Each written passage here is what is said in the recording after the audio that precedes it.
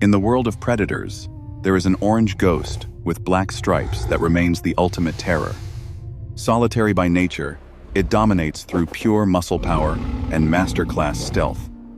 A thunderous roar shakes the entire forest, signaling the arrival of a king. Behold its weapons: flexible, retractable claws as sharp as daggers. And those 10-centimeter canines, designed to take down the largest prey with a single, lethal bite. But behind this majesty lies a brutal journey. From tiny tree climbers, it took 25 million years to reach perfection. Let's decode the survival strategies that transformed a forest dweller into the ultimate symbol of absolute power. The journey begins with Prehistoric, the earliest ancestor of the cat family, approximately 25 million years ago. Resembling a cross between a civet and a cat, they were small, weighing only about 10 kilograms. At this time, the ground was dominated by giant predators. To survive, they had to choose their own path.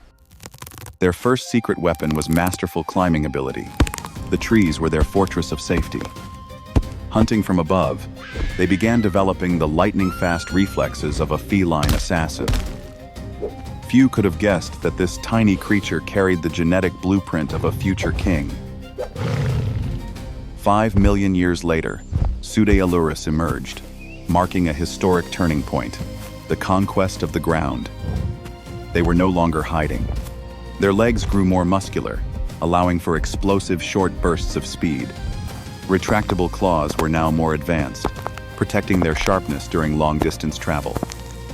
During this stage, the jaw structure began to expand, generating a bite force far greater than their ancestors. This laid the foundation for the lethal, throat-crushing bites of the future. 10 million years ago, a fateful divergence occurred.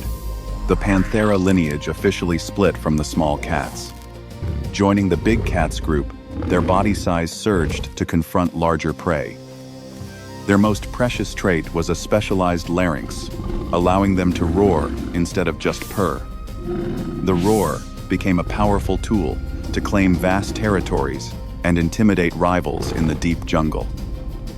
They began to dominate forest corridors, where stealth and power were the keys to survival.